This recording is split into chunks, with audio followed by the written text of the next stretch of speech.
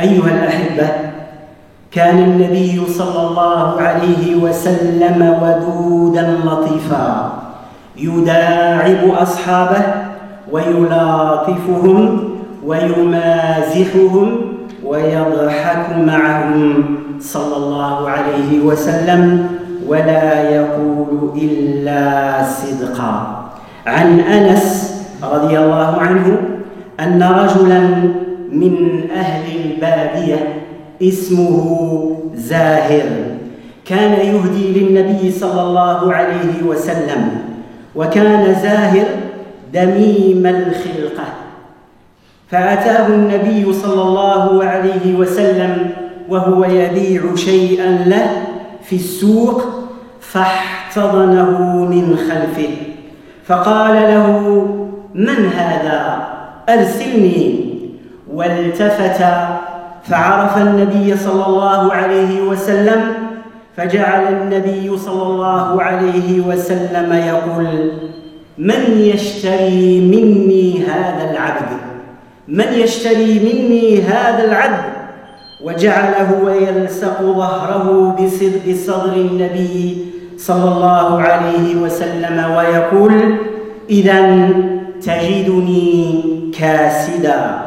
فقال له النبي صلى الله عليه وسلم: ولكنك عند الله لست بكاسد، أو قال: ولكنك عند الله أنت غال، أنت غال.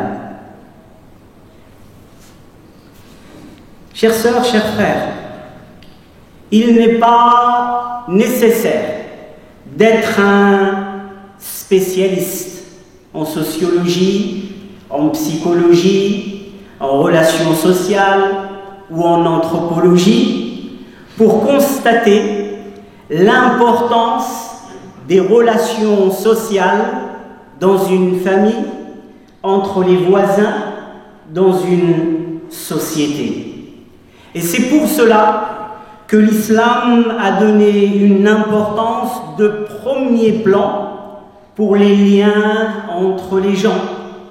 Le prophète sallallahu alayhi wa sallam a même incarné au plus haut niveau l'art de vivre ensemble, que ce soit dans la vie conjugale, que ce soit dans la vie familiale, que ce soit entre le voisinage proche, le voisinage éloigné, au travail, dans la rue, dans les études, avec les gens proches comme avec les gens éloignés.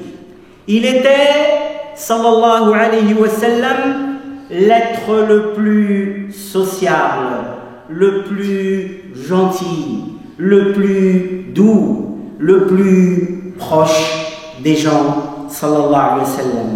Il était l'être le plus facile à vivre. Il rayonnait d'amour, de sérénité et de quiétude, sallallahu alayhi wa sallam. C'est pour cela qu'il a été le plus aimé de tous et par tous, sallallahu alayhi wa sallam.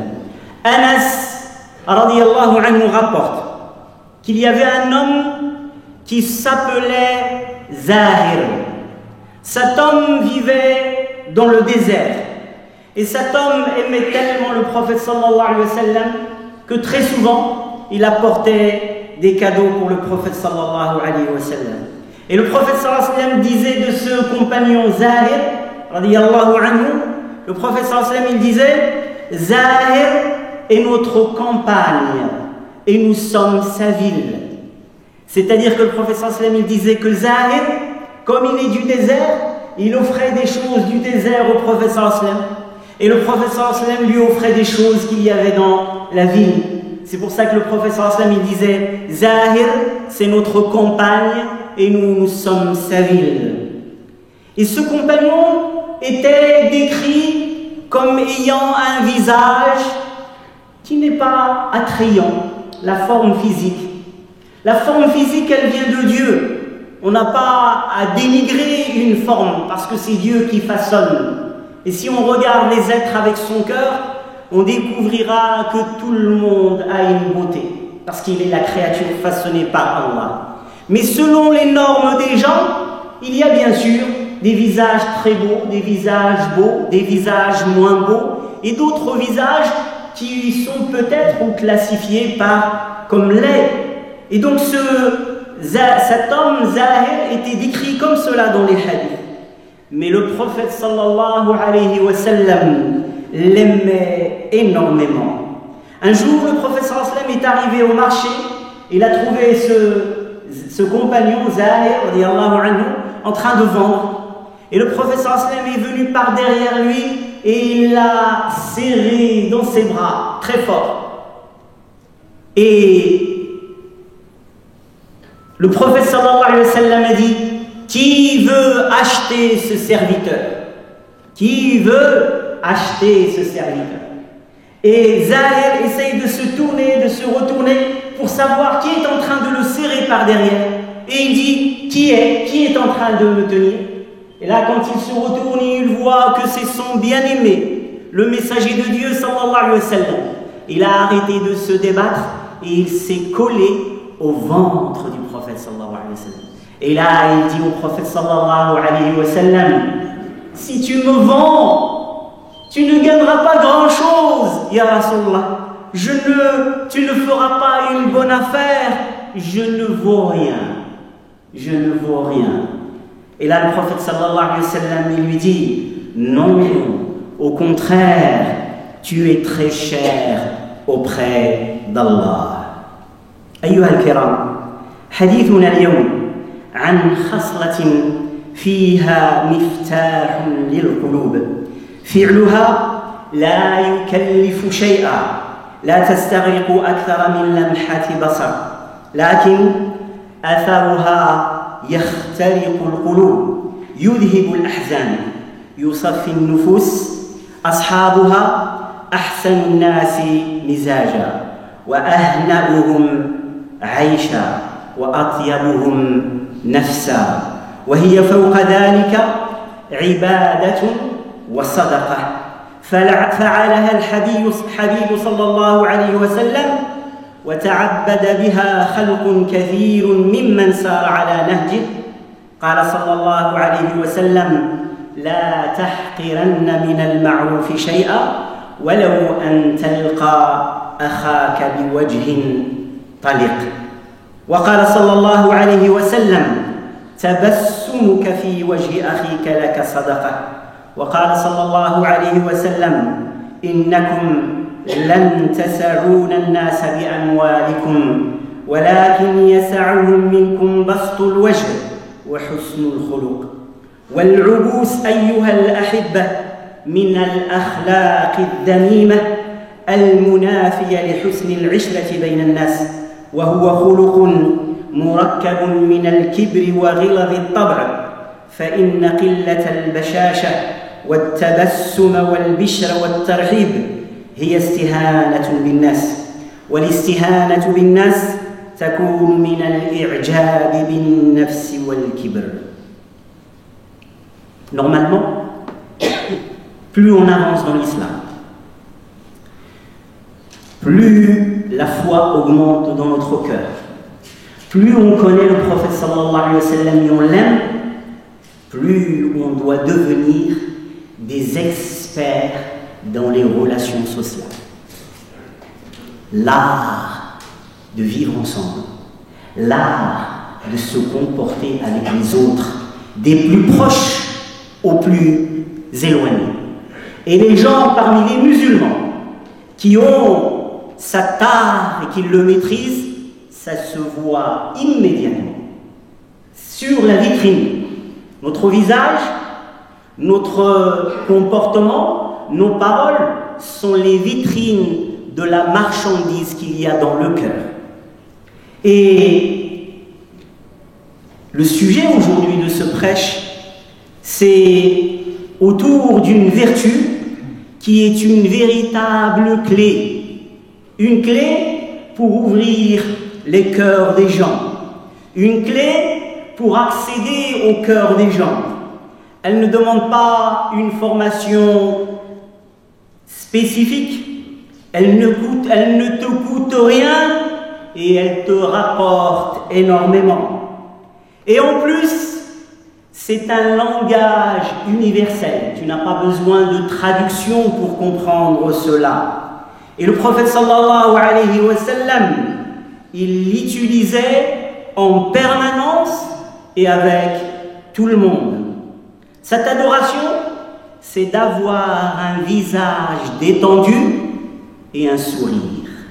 Quand tu rencontres ta famille, ton voisin, tes voisins, tes proches, tes collègues au travail, tes professeurs, dans la rue, les gens que tu rencontres, il faut qu'ils voient la belle vitrine de la marchandise qu'il y a dans ton cœur. S'ils voient cette vitrine rayonnante, embellie, ils se posent la question, qu'est-ce qu'il y a derrière? Il y a même des gens qui disent à des gens, pourquoi est-ce que vous souriez tout le temps? Le sourire, al-ibtisam, le sourire, oui, sourire. Le sourire, il est communicatif. Est-ce que vous avez déjà vu quelqu'un vous sourire et après vous sortez Google Translate ou Google Traduction pour essayer de savoir qu'est-ce qu'il veut vous dire? Dans quel pays que ce soit, si vous souriez, on comprend ce que ça veut dire. Parce que c'est un langage universel, c'est un langage du cœur, c'est un langage de l'âme. Et en plus, il est communicatif. Et il te donne accès au cœur des gens. Et le prophète sallallahu alayhi wa sallam, pour nous faire valoriser cette adoration exceptionnelle, il nous dit, ne dédaigne aucune œuvre pieuse, ne serait-ce que le fait de croiser ton frère avec un visage souriant. À chaque fois que tu rencontres tes frères, tes proches, rencontre-les avec un visage détendu, avec un visage souriant, parce que c'est une grande adoration. Le prophète sallallahu alayhi wa sallam dit, rencontrer ton frère en souriant, c'est une sadaqa, une aumône. Une aumône, Allahu Akbar. Tu ne sors rien, ni ta carte bancaire, ni ton chéquier, ni ton liquide, rien. Et pourtant, c'est inscrit comme une aumône. Et malgré cela, il y a des visages et des gens, on a l'impression qu'ils disent « j'ai trop donné » ou « je ne peux pas aller voir ailleurs ». Et le prophète sallallahu alayhi wa sallam nous dit « vos biens ne suffiront jamais à acheter les gens ou à contenter les gens, alors que vous pouvez le faire avec un visage détendu et un visage souriant et un bon comportement. Et être renfrogné, faire la tête, serrer les expressions, c'est un défaut qui empêche de vivre en société. Et il s'agit d'un comportement qui est composé d'orgueil et de sévérité. Et cela dénote une forme de dédain vis-à-vis des autres. Cela révèle également parfois un caractère narcissique et hautain. Alors bien sûr, on peut avoir quelqu'un qui ne sourit pas parce que peut-être il est préoccupé, il est triste, il est en train de voguer ailleurs. Ça c'est possible. Mais quand on revient à soi, on est lucide et on rencontre les gens, on doit ouvrir ce visage, on doit sourire, on doit montrer tes dents, souris et dis une belle parole à ton prochain. Et faire la tête ici sans raison, c'est quelque chose qui est détesté par Dieu subhanahu wa ta'ala et par les gens, et il cause de l'anxiété, de l'angoisse et de la tristesse chez l'individu. أقول قولي هذا وأستغفر الله لي ولكم فاستغفروه إنه هو الغفور الرحيم.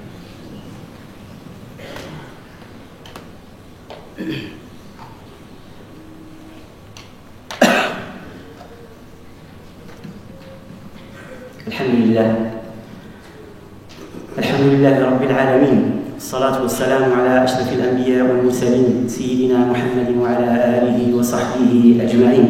أما بعد، أيها الأحباب، قدم فضالة بن عمير الليثي وهو مشرك إلى النبي صلى الله عليه وسلم عام الفتح، فوافقه وهو يطوف بالكعبة وكان ينوي قتله، فلما اقترب من الرسول صلى الله عليه وسلم قال له: أفضالة؟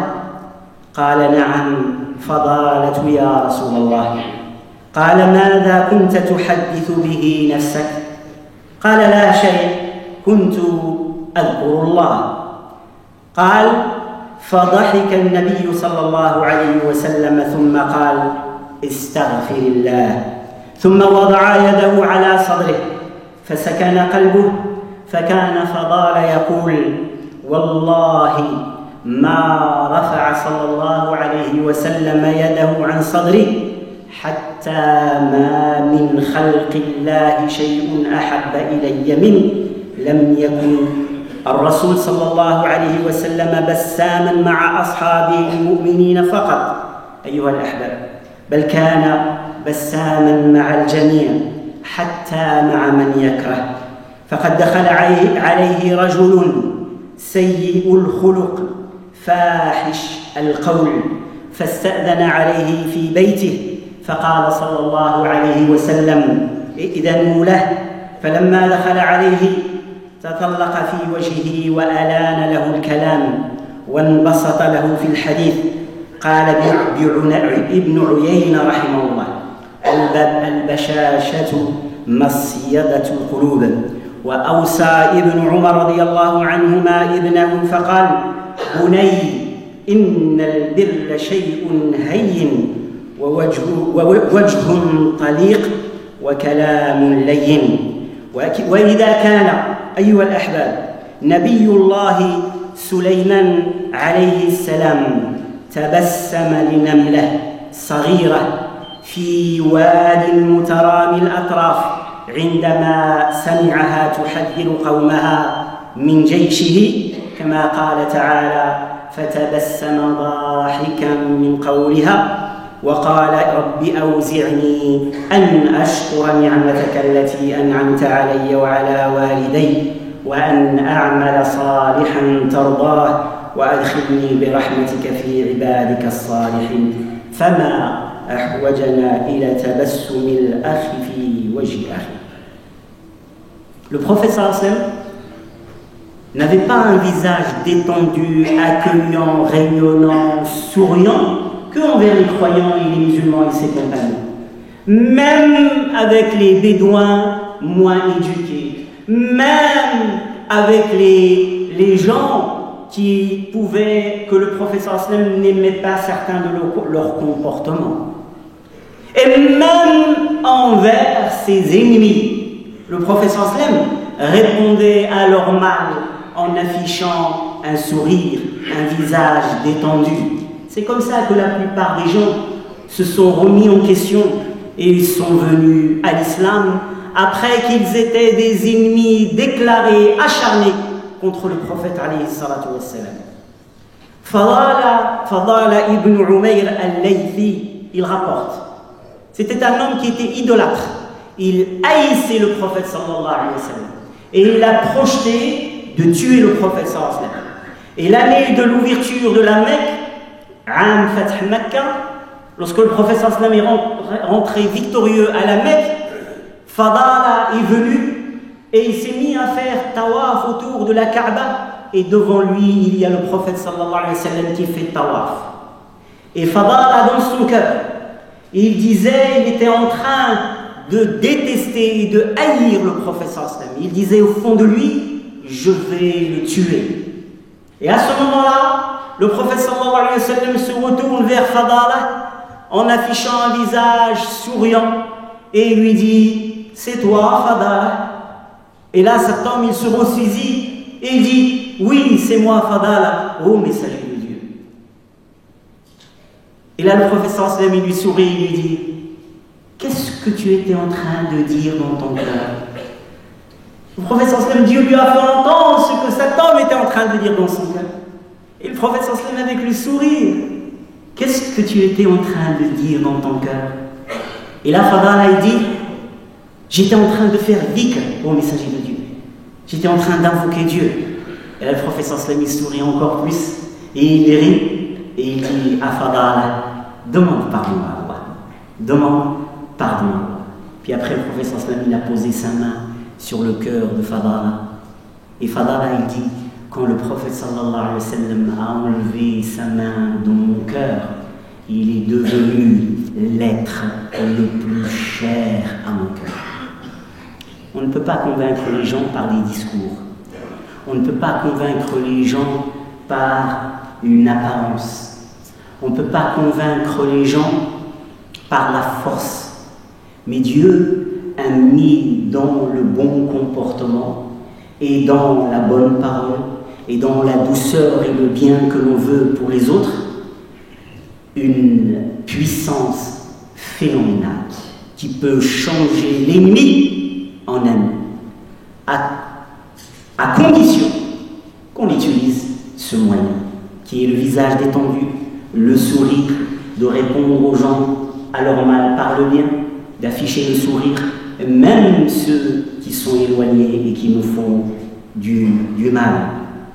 Le sourire et le bon comportement du prophète sallallahu alayhi wa sallam n'était pas réservé uniquement à ses compagnons, mais même pour les gens qui avaient une éducation moindre. Un homme qui était vulgaire et grossier, il a demandé la permission de rentrer chez le prophète sallallahu alayhi wa sallam. Et le prophète sallallahu alayhi wa sallam a dit, autorisez-le à rentrer. Et quand il est rentré, le prophète sallallahu alayhi wa sallam l'a accueilli avec le sourire, avec la douceur, avec la gentillesse. Puis il a échangé avec lui, il a discuté avec lui. Sallallahu alayhi wa sallam. Et sans aller également très loin, dans Surat An-Naml, la fourmi, Allah nous parle de Sulayman alayhi salam et de son fils, de Daoud alayhi salam et de son fils Sulayman alayhi salam. Dieu leur a donné la connaissance du langage animalier. Et dans cette sourate, Allah il nous parle de Sulayman qui a souri à une fourmi. Si Sulayman, Salomon, a souri à une fourmi, est-ce que nous, on ne peut pas sourire à notre prochain, à nos frères, à nos proches? Il y a des gens autour de nous qu'on côtoie depuis des années et on ne se souvient pas du jour où ils ont affiché un sourire. Ils vous accueillent toujours avec un visage grave, fermé. Même si vous souriez, même si vous parlez, la personne a un visage fermé. À ce moment-là, on peut se poser la question, qu'est-ce qu'on a compris du Coran? Qu'est-ce qu'on a compris de l'islam? Qu'est-ce qu'on a compris de la biographie du prophète sallallahu alayhi wa sallam? Certains même, ils se rapprochent de Dieu en vous faisant la tête. C'est-à-dire en tirant la tête et pour lui, ça lui permet de se rapprocher de Dieu. Parce qu'il doit te faire la tête. أقول قولي هذا وأستغفر الله لي ولكم فاستغفروه إنه هو الغفور الرحيم. اللهم اهدنا فيمن هديت وتولنا فيمن توليت بارك لنا فيما رزقت وأعطيت حبب إلينا الإيمان وزينه في قلوبنا وكره إلينا الكفر والفسوق والعصيان واجعلنا من الراشدين ومع الراشدين برحمتك يا أرحم الراحمين. اللهم ارحمنا وارحم والدينا وارحم من علمنا وارحم من سبقنا بالإيمان ولا تجعل في قلوبنا غلا للذين آمنوا برحمتك يا أرحم الراحمين. اللهم اشف مرضانا وعاف مبتلانا وارحم موتانا. اللهم اغسله بالماء والثلج والبرد ونقه من الذنوب والخطايا كما ينقى الثوب الأبيض من الدنس. Un de nos frères, un jeune étudiant, a perdu la vie la semaine dernière en se noyant dans une noyade. Un jeune étudiant brillant, pieux, vertueux. رحمه الله نسأل الله أن يرحمه اللهم ارحمه رحمة واسعة. اللهم اجعله من الشهداء إنك يا أرحم الراحمين. ثبت أهله برحمتك يا أرحم الراحمين. اللهم الحق بالنبيين والصديقين والشهداء والصالحين وحسن أولئك رفيقا برحمتك يا أرحم الراحمين. صلى الله وسلم على سيدنا محمد وعلى آله وصحبه أجمعين.